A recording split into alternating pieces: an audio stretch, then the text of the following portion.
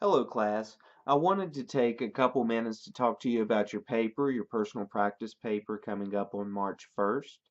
The paper should really help you identify and apply the techniques that are critical to the helping process, and you're already reading and learning about that helping process. You already understand the biopsychosocial perspective, strengths, and systems theoretical model enough to also talk about the following sections in a practice-centric way. So don't worry about showing or pointing out your use of the biopsychosocial perspective or strengths or systems or any other theoretical model. Just make sure that you're integrating the concepts into your discussion of the major areas we're going to go over now. Okay? So remember that the paper should be about 5 to 6 pages. If you find yourself with 10 or 15 pages, you may want to look at techniques for you to be able to write more concisely, and again, utilize the smart thinking assistance that's available free to our students. You can submit your paper, and someone will review that for either content or writing. I suggest that everybody gets their papers proofread using this service. Why not have another set of eyes on it, right? And they're pretty quick about getting it back to you, usually within the same day. So the first area that I want to talk about is understanding. And we've already touched briefly on understanding yourself. So you should already be an old hat at that and feel a little comfortable with that process.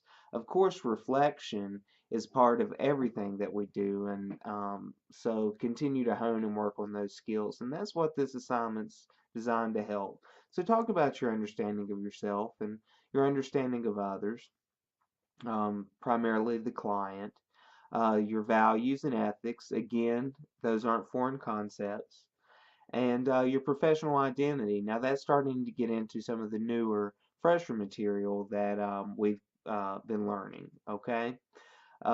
Next, I want you to talk about developing those professional relationships, interpersonal skills, and assessment. Okay. Now you'll see that there's a long list of different areas underneath that, sub areas. You do not have to complete all of those sub areas. Okay. I want you to focus in on two or three that you find most compelling that you want to talk about. Okay. In regard to the process. Next, you should define the issue, intervention, and goal, and talk about how that problem identification happens, okay? The identification of strengths and goal establishment, and start to talk about the intervention phase, right? These are all phases of the process that you're learning. Um, and finally, you want to talk about any type of evaluation. You know, as social workers, we're required to evaluate the effectiveness of our services. So be mindful of that. And the ending.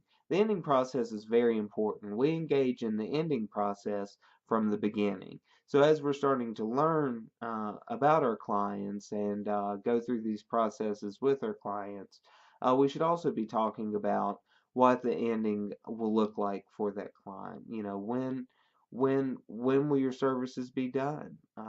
It's important that clients aren't put off guard by the termination of the relationship between the social worker and the client. So focus in on those areas. Again, the paper's due March 1st. Use open discussion or email if you have any questions.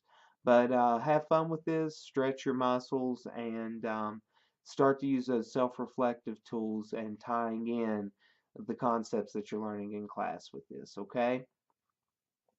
For the special topics modules, I'm glad to see that we're starting earlier.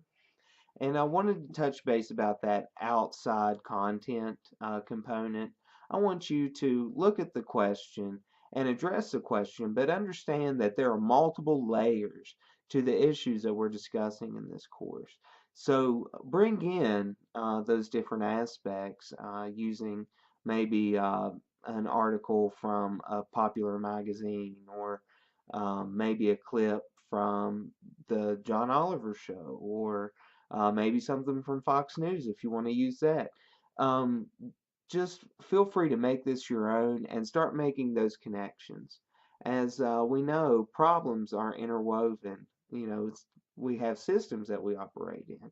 So feel free to expound into different areas. So if we're talking about opioid and substance use, one of those themes would be possibly how families are dealing with substance use. And then maybe we could talk about the crisis, the opioid crisis, and how that's created. If you're in West Virginia, that's created an issue where the DHHR has indicated that we're in a state of emergency because there's not enough service providers.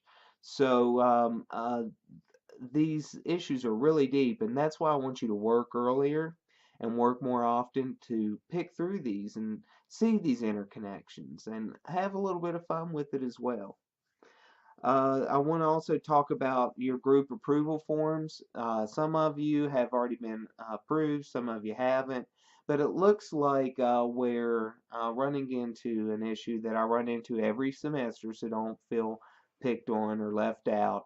Um, um, the social justice issue that I want you to address really needs to focus in on the social justice aspect. So when we talk about social justice, we're talking about equitable provision of whatever across societal boundaries.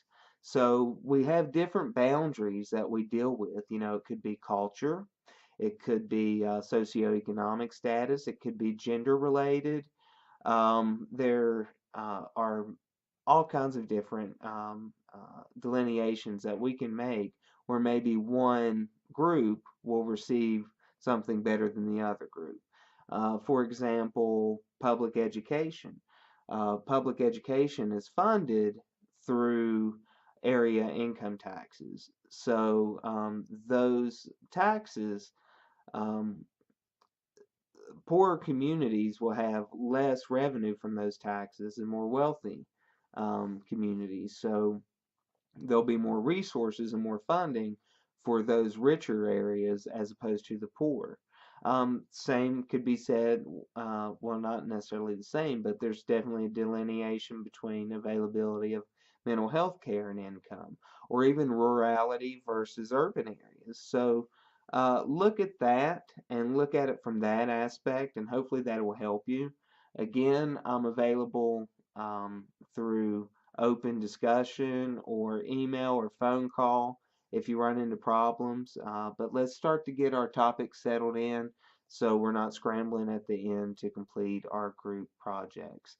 Again, I'm very happy to see that you started on your special topics and really have fun and explore your self reflection, explore yourself, explore your practice behaviors, and make those connections. That's what I'm looking for in this practice class. So enjoy your work and have a good day.